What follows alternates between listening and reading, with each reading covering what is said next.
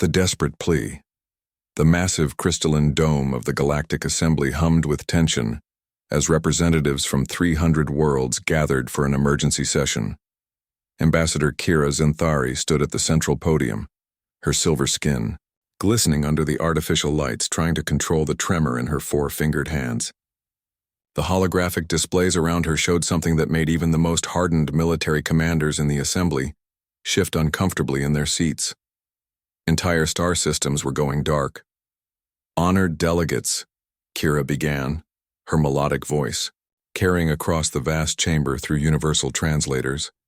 6 months ago, our outer monitoring stations detected an anomaly in the Kepler void. We thought it was a solar storm or perhaps a collapsed wormhole. We were wrong. The hologram shifted to show grainy footage from a deep space probe. What emerged from the darkness defied easy description. Thousands of geometric shapes, each the size of a moon, moved in perfect formation through space. They were black as the void itself, absorbing light rather than reflecting it, visible only as shadows against the starfield. The entity we now call the Void Swarm consists of approximately 50,000 autonomous constructs, Kira continued, her voice growing stronger despite her fear. Each construct is capable of consuming an entire planet's biomass and converting it into raw materials for reproduction. In 6 months, they have devoured 47 worlds across 12 star systems. High Chancellor Vrex of the mighty Corvani Empire leaned forward in his hover chair, his reptilian features creased with concern. The Corvani had ruled a quarter of the galaxy for 3 millennia, their technology so advanced that other species often mistook it for magic. Ambassador Zenthari, surely your Federation's defensive capabilities can contain this threat. The Zenthari are known throughout the galaxy for your energy manipulation technology. Kira's laugh was bitter. We tried, Chancellor. We deployed our most powerful fleet to the Regalia system when the swarm first appeared there. 47 ships equipped with quantum disruptors, temporal shields, and dark matter cannons. Weapons that could crack moons and defenses that could withstand the birth of a star. The hologram showed the battle footage. Zenthari ships, elegant and graceful as dancing flames, unleashed devastating attacks on the approaching swarm constructs. Energy beams that could vaporize asteroids splashed harmlessly off the dark surfaces. Quantum torpedoes that folded space-time simply vanished into the constructs' hulls as if they were made of empty air. The swarm ignored our attacks completely, Kira said quietly. They moved through our battle formation like we were not even there. Within 3 hours, every ship in our fleet had been consumed, not destroyed, consumed, broken down into component atoms and absorbed into their mass. A murmur of unease rippled through the assembly.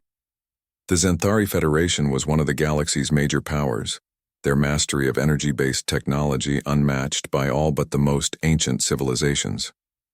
If their weapons were useless against this threat, what hope did anyone else have? Director Chen Wei, the human representative, raised his hand from his modest section near the back of the chamber.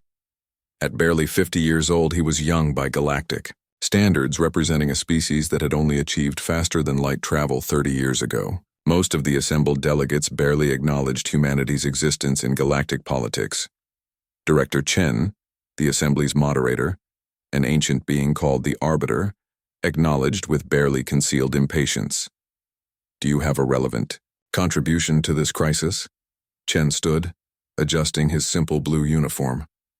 Unlike the elaborate robes and technological enhancements worn by most delegates, he looked almost primitive by comparison. Ambassador Zenthari, have any of the other major powers attempted to engage this swarm? Yes, Kira replied, grateful for any attention to her people's plight. The Vorthan Collective sent their reality-bending fleet. The constructs absorbed their dimensional weapons like they were children's toys. The ethereal Dominion deployed their consciousness transfer technology, thinking they could invade the swarm's minds. The constructs don't appear to have minds in any recognizable sense. She gestured to the display, which now showed a galactic map with growing red zones marking swarm-controlled territory. Every advanced civilization that has encountered the swarm has failed. Our most sophisticated weapons, our most complex technologies, our deepest understanding of physics? None of it matters. The swarm consumes everything and grows stronger. Chancellor Vrex's claws clicked against his chair's armrest. Then what do you propose, Ambassador? If the galaxy's greatest powers cannot stop this threat, are we to simply abandon entire sectors to its hunger? I propose, Kira said, her voice carrying a desperate hope, that we think differently about this problem. For too long we have approached warfare through the lens of technological superiority. But perhaps what we need is not better weapons, but a different perspective entirely. The assembly erupted in discussion. Species that had mastered time travel, dimensional manipulation, and matter transformation were being asked to consider that their advanced knowledge might be inadequate. The concept was almost insulting to civilizations that had spent millions of years perfecting their sciences. Director Chen stood again. If I may, Ambassador Zenthari, humanity would like to volunteer our assistance in studying this threat. The chamber fell silent, then burst into what could only be described as polite laughter. The Corvini Chancellor's scales actually changed color with amusement. Director Chen, while we appreciate your species' enthusiasm, this crisis requires solutions beyond current human technological capabilities. You still use chemical propulsion for some of your spacecraft. That's true, Chen replied calmly. Our technology is primitive compared to most species represented here. We can't bend reality, manipulate time, or reshape matter at the molecular level, but perhaps that limitation might actually be an advantage in this situation. A Vorthon delegate, her crystalline body refracting light into rainbow patterns, spoke up with curiosity rather than mockery. Explain this reasoning, human. Chen activated his own modest holographic display, showing schematics of human weapons and ships. Every advanced species that has engaged the swarm has used exotic physics, energy weapons, quantum effects, dimensional manipulation. The swarm seems specifically adapted to absorb or redirect these attacks. But what if we approach the problem using basic, fundamental physics? You mean kinetic weapons? Asked the Zenthari ambassador, intrigued despite herself. Physical projectiles? Among other things, Chen nodded. Humans have spent most of our technological development focused on making the most efficient use of basic physical principles. We can't reshape reality, so we've become very good at working within its constraints. Our weapons rely on mass, velocity, and chemical reactions. Our defenses use simple materials and geometric principles. The ancient arbiter spoke for the first time during the session, his voice echoing with the wisdom of eons. This perspective has merit. Throughout galactic history, complex problems have sometimes required simple solutions. The Void Swarm may be so adapted to combating advanced technology that it has overlooked more fundamental approaches. Chancellor Vrex remained skeptical. Even if this theory has validity, the human military consists of perhaps a few hundred ships. The swarm numbers in the tens of thousands of constructs. The mathematics alone make success impossible. Chen smiled slightly. Chancellor, one thing humans have learned throughout our history is that mathematics alone doesn't determine the outcome of conflicts. Adaptation, creativity, and willingness to think beyond conventional parameters often matter more than raw numbers. He turned to address the full assembly. Humanity requests permission to deploy a task force to study the swarm and attempt engagement. We understand the risks and we accept that failure is likely.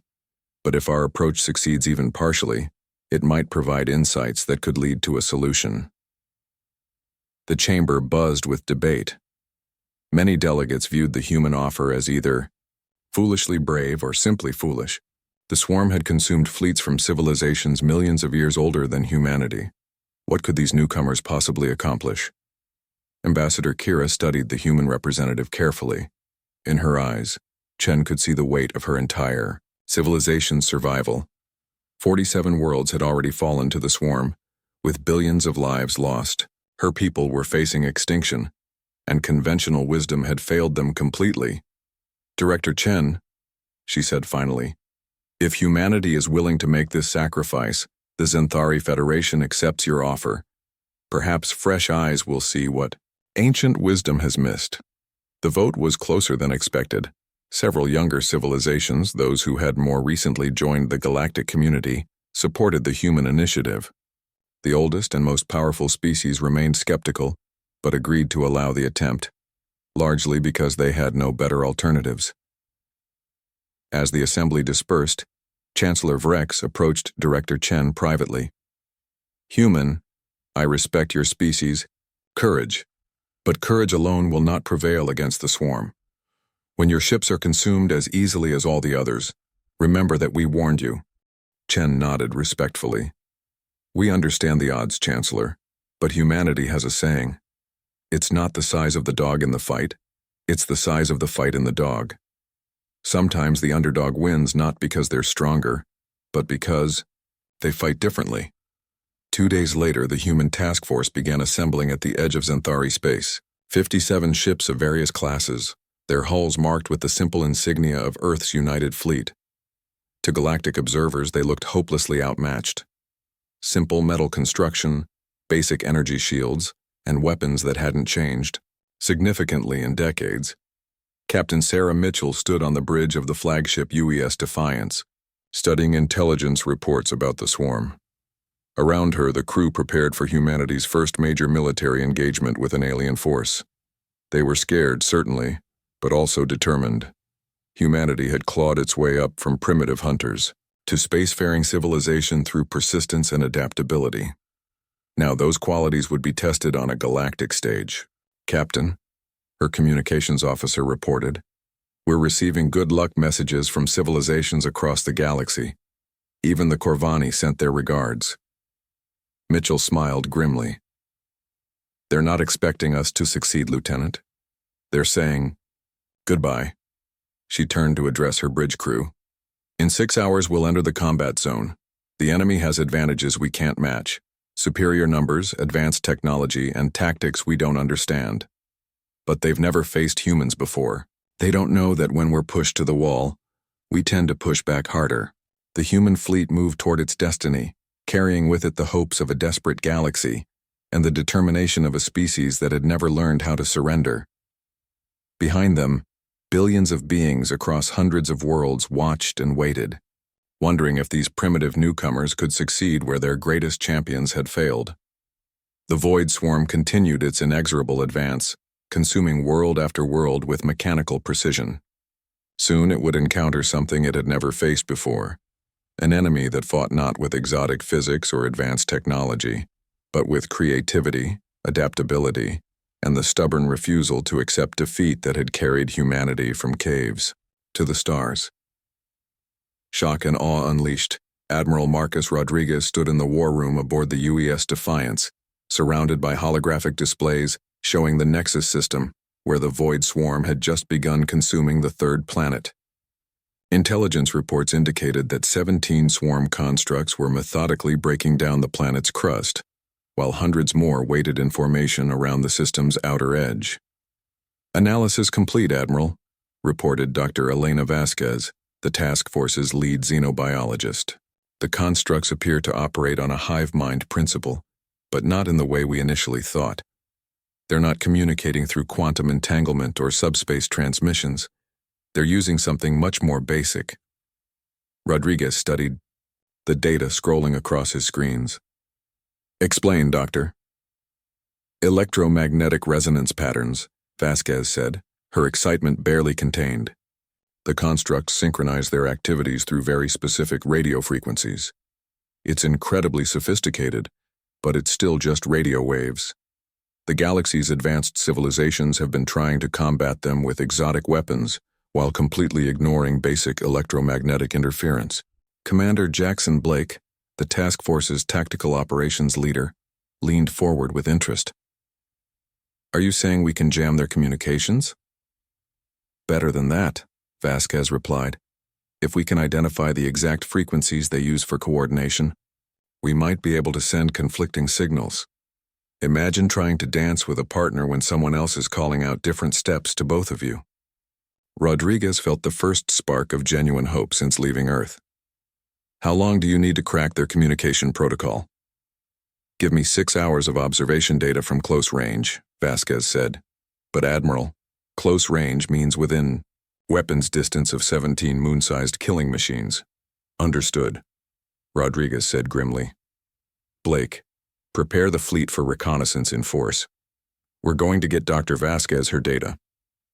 The human fleet approached the Nexus system in a formation that would have seemed bizarre to galactic military observers. Instead of the tight, energy-efficient formations used by advanced civilizations, the human ships spread out across thousands of kilometers in seemingly random patterns. Each vessel followed a different trajectory, making their intentions impossible to predict. Captain Sarah Mitchell commanded the destroyer UES Thunderbolt as it approached the outer perimeter of swarm constructs. Around her, the bridge crew worked with calm efficiency, despite facing an enemy that had consumed entire galactic fleets. Contact bearing 270 Mark 15, reported her sensor operator. Single construct, approximately 1,200 kilometers in diameter. It's just floating there, Captain. Through the bridge viewports, Mitchell could see the construct as a dark shadow against the stars. Up close, its surface appeared to be covered in constantly shifting geometric patterns, as if the entire structure was somehow alive despite being obviously mechanical. All ships maintain current approach vectors, Mitchell broadcast to the fleet. Remember, we're not here to fight yet. We're here to learn. The construct seemed to take notice of the approaching human ships. Its surface patterns shifted and several smaller objects detached from its bulk, moving to intercept the fleet. Each intercept craft was still massive by human standards, roughly the size of a cruiser. Admiral, we have incoming, Blake reported from the flagship. 12 intercept, craft approaching at high velocity. Energy readings are off the charts. All ships execute pattern Delta, Rodriguez commanded. The human fleet suddenly scattered in all directions, individual ships accelerating along seemingly random vectors. To the galactic observers monitoring from a safe distance, it looked like panic, but there was method in the apparent madness. The swarm intercept craft fired their weapons, beams of dark energy that had previously consumed advanced shields and exotic armor with ease. But the human ships weren't where the targeting systems expected them to be. The dark beams cut through empty space as human vessels danced between them with unpredictable movements. Pattern working, Admiral, reported Captain Mitchell. The constructs are having trouble predicting our flight paths. Their targeting systems seem designed for conventional military formations. Dr. Vasquez was glued to her instruments, recording every electromagnetic emission from the swarm constructs. I'm getting massive data streams, she reported excitedly. The constructs are communicating constantly, adjusting their targeting and coordination in real time. But Admiral, there's something else. They're not adapting to our evasive patterns. They keep trying the same targeting solutions over and over. Blake frowned. They're not learning from their failures? Exactly, Vasquez said. Advanced artificial intelligence should adapt to new tactical situations.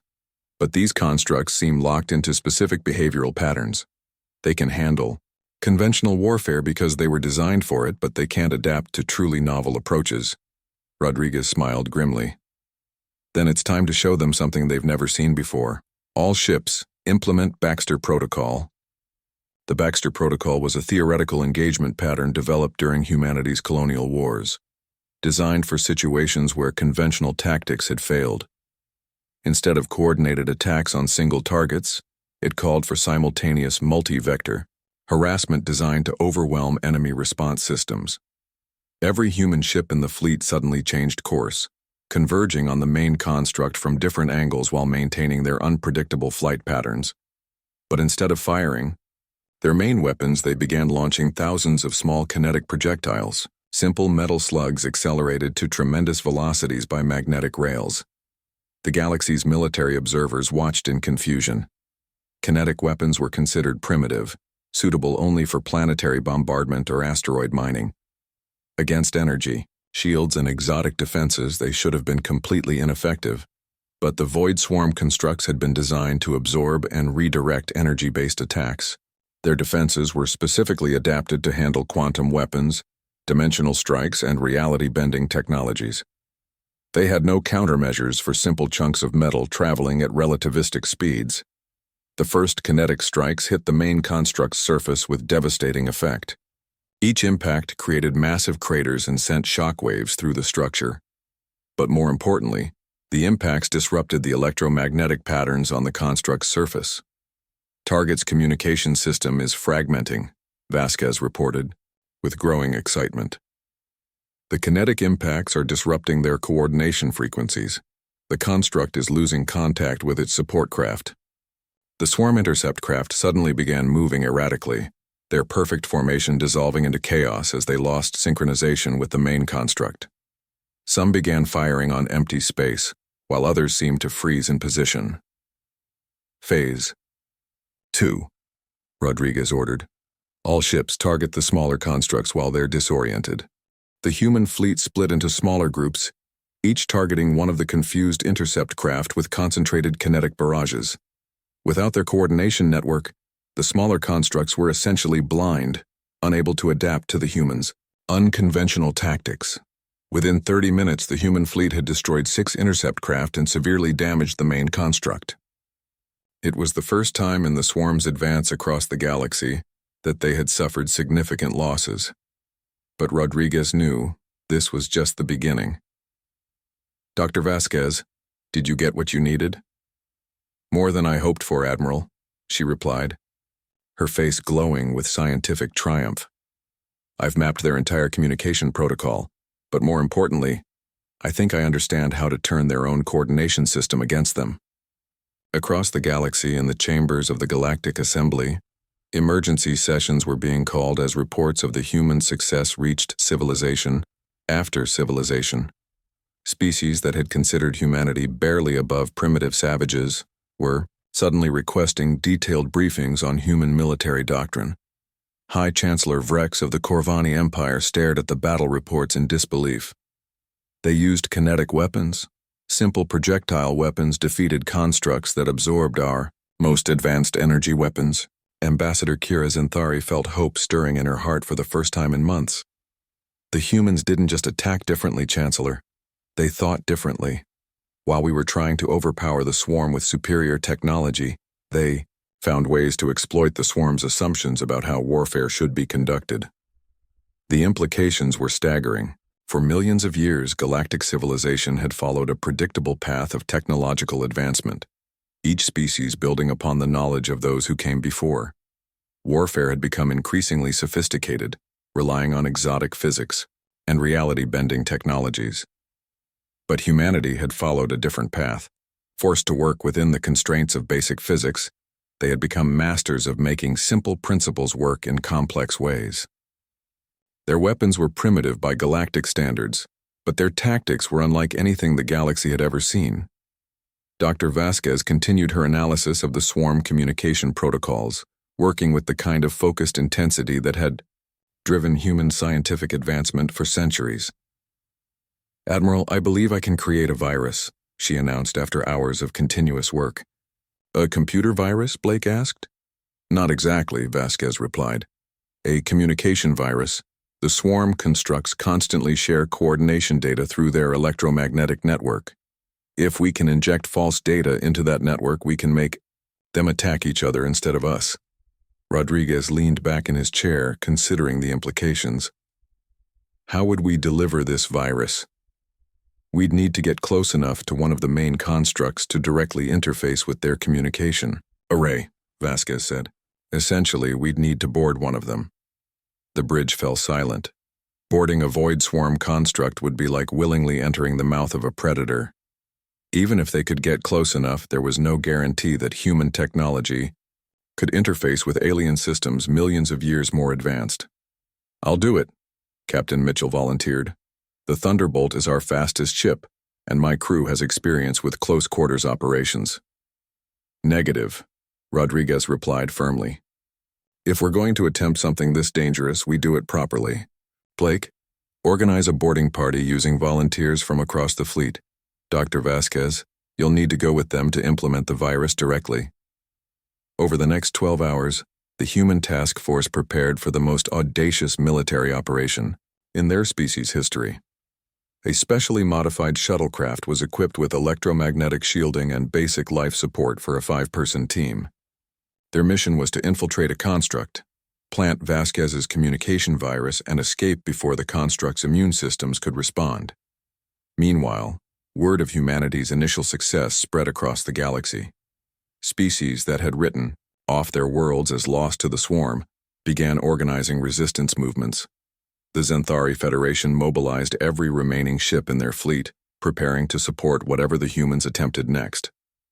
But perhaps most significantly, the galaxy's greatest military minds began studying human tactical doctrine with unprecedented interest. The simple truth that effectiveness mattered more than sophistication was revolutionizing military thinking across hundreds of civilizations.